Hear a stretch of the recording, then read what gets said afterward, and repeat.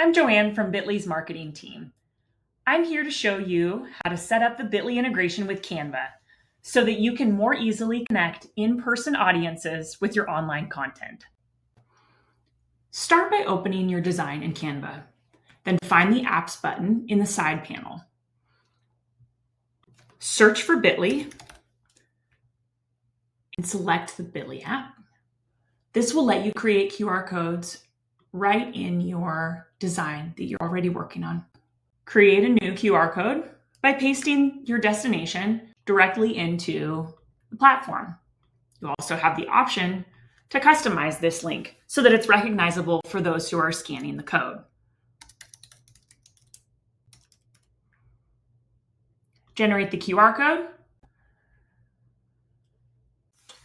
You can take this QR code as is and bring it right into your design.